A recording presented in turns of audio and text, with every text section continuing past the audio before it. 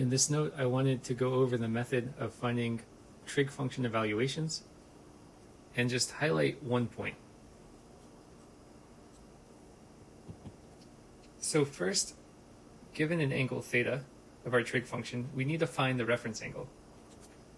Then, using this reference angle, we'll form a right triangle in the correct quadrant, where the base of our right triangle is given by our plus or minus x value, the height of our triangle is given by plus or minus y, and the hypotenuse of this triangle is given by the radius of the circle we're working in.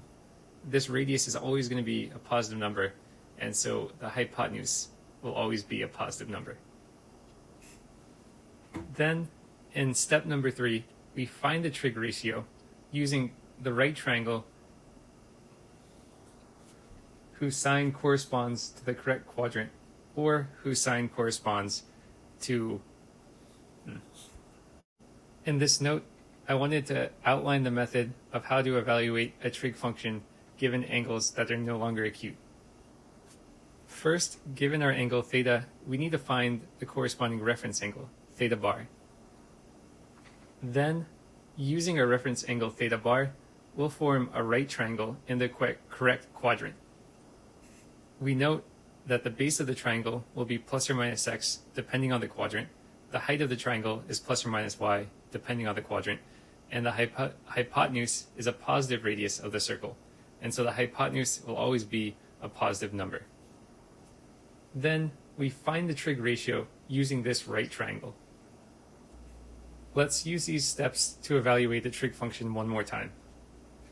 In this example, we'll be looking at the cosine of 5 pi divided by 6.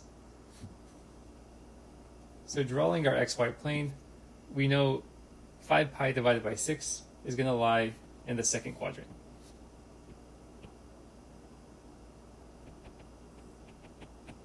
Then the reference angle is going to be the remaining pi divided by 6. So to evaluate cosine of 5 pi divided by 6, we form a right triangle. Drawing this right triangle, just so it looks a little bit cleaner. The angle here is the same as our reference angle, which is pi divided by 6.